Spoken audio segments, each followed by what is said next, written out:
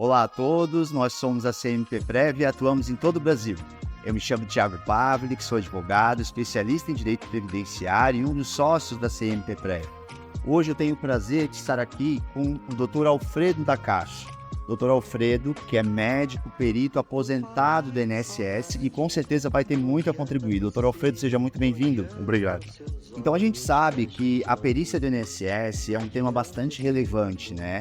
E nada melhor do que um perito aposentado do INSS para trazer para a gente que está em casa, para vocês que estão aí em casa, para as pessoas que têm dúvida sobre como funciona uma perícia do INSS e as vantagens de ter a concessão do benefício, o que é analisado pelo perito, quais são as provas que devem ser trazidas para a discussão, qual é o tipo de documento específico que deve ser apresentado. As pessoas que estão nos assistindo, vamos elencar 5 dicas para a pessoa passar pela perícia do INSS com louvor. Primeiro, realmente, que ele tem a doença. Que essa doença, no conceito dele, comprovada para ele, que ele está incapaz para a profissão dele. Isso é o binômio de perícia.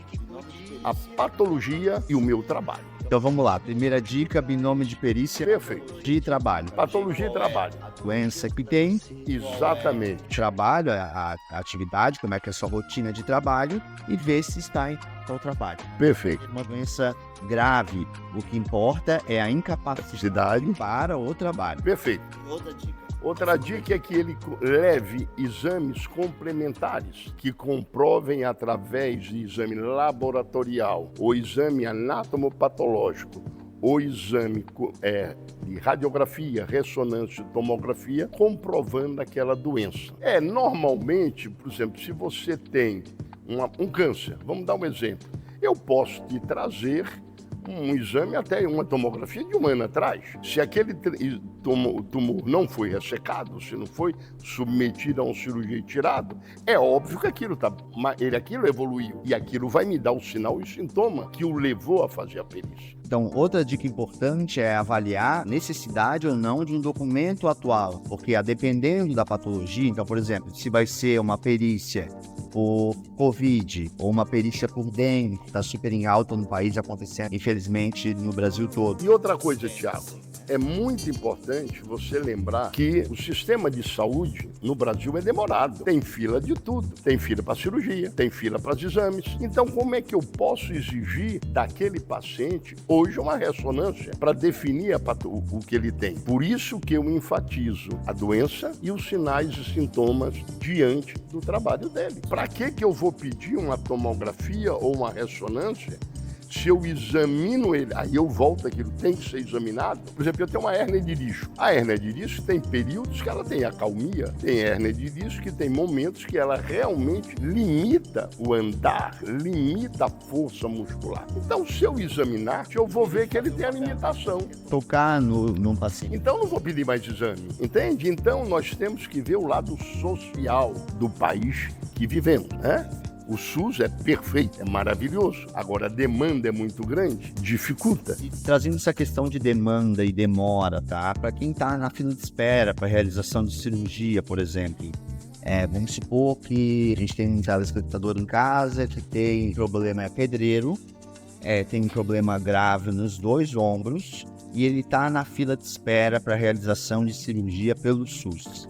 Não tem previsão, a fila está lá atrás. Aumenta a chance de ter a concessão de uma aposentadoria por invalidez nesse caso? Então vamos enaltecer de novo, eu vou examinar. Se ele tem limitação no joelho, no ombro, como você colocou, e ele tem que ser submetido de cirurgia, e nós temos consciência da fila, é óbvio que eu tenho que conceder. Ele não pode trabalhar porque sinal e sintoma do comprometimento do manguito rotador está lesado. Lesão ligamentar, de uma artrose de ombro, eu vou ver que ele não pode ser pedreiro. Então eu tenho que dar benefício, é uma questão de consciência, né? Então, para isso, e eu sempre enfatizo, o médico perito tem esse papel. E é óbvio que eu tenho que ter o papel social. Aliás, eu estou ligado a uma instituição que se chama INSS, Instituto Nacional de Segurança Social. Isso é social. Após tantos anos dentro do INSS, como médico perito, qual é a mensagem que o senhor tem para passar para quem está em casa, passando por esse momento delicado, que é o momento de perícia médica, momento de insegurança, né?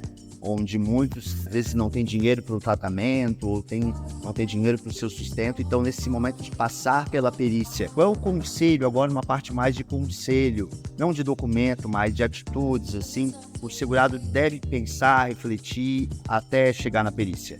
Eu acho, primeiro, ele tem que ter consciência e não vá já com a ideia de que realmente o perito quer cortar. Eu, como falei, enfatizei, nunca me pediram para cortar a perícia de ninguém. Segundo, cobre do médico perito examinar. O que nós vamos entrar em choque, porque no momento a perícia tem, pela demanda, quase 2 milhões de perícias represadas no Brasil. Agora eles estão fazendo uma perícia que contradiz tudo que eu digo. Pode ser minha ideia, que eu digo que contradiz, que é uma perícia de você ficar no computador conversando com o médico, ou só mandar exame. E aí a primeira pergunta que vai para o advogado, tenta requerer judicialmente, a primeira pergunta que eu faria, aí eu estou sendo um advogado do diabo, como é que o senhor negou se o senhor não tocou o paciente? É mais fácil, aí vocês vão ganhar todas. Porque um juiz pleno do conhecimento dele não vai negar uma pessoa. E a outra, então, para encerrar, uma última dica, uma última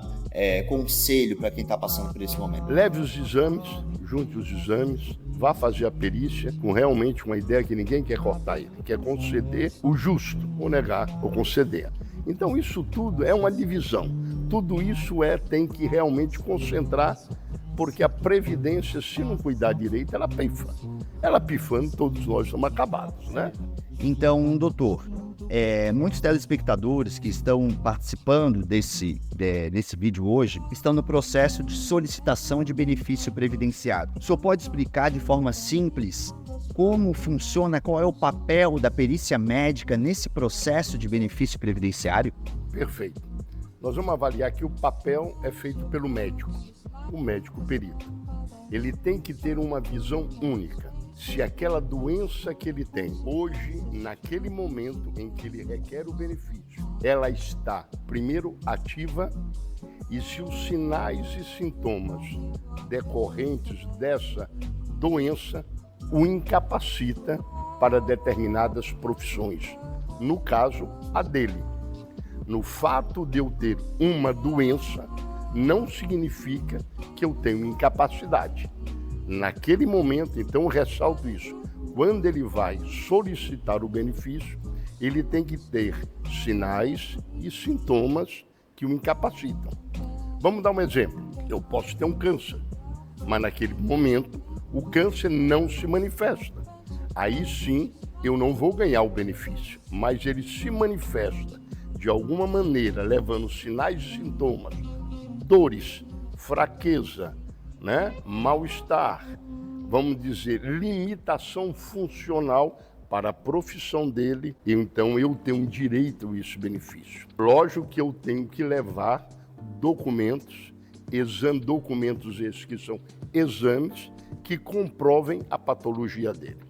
Vamos dar um exemplo para ser claro. E vamos imaginar um médico cirurgião. Se ele é cirurgião, ele tem que usar os 2 braços e tem que ter uma postura adequada para ficar de pé e operar. Se ele tem um braço limitado, teve um derrame, e esse braço ficou com sequela, ele não pode fazer cirurgia, mas ele pode atender no ambulatório. Então, é a visão da incapacidade por ele estar naquele momento com algum segmento, com algum sintoma ou sinal que o incapacite.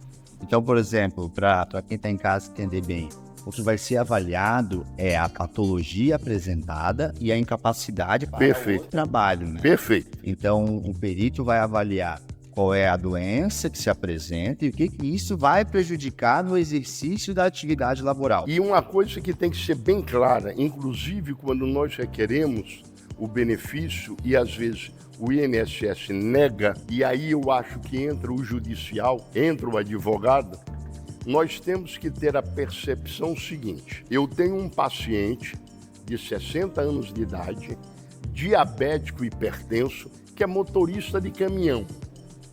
Esse homem precisa de insulina, esse homem precisa de uma dieta sempre restritiva, porque ele tem uma patologia que é severa. Como é que essa pessoa vai viver como motorista de caminhão. Na estrada não tem dieta para ele.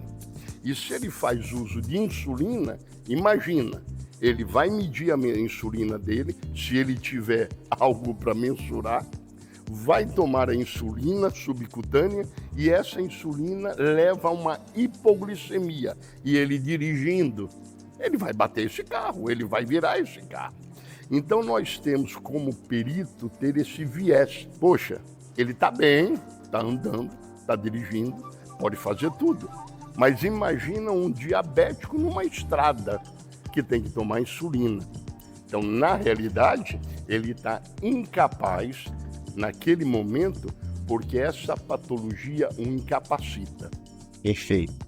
Então, a gente começa a observar aí que tem que se avaliar o contexto como um todo, né? Perfeito. O cenário no ambiente de trabalho, Tudo. É a rotina. Existe um mito, uma lenda, a gente observa isso no dia a dia também, de que as pessoas acham que o perito está ali para não conceder a perícia, para negar benefício. O que o doutor tem a dizer como isso, com uma visão interna dentro da estrutura? De fato, tem alguns peritos assim que são do mal, assim? Não, preste atenção.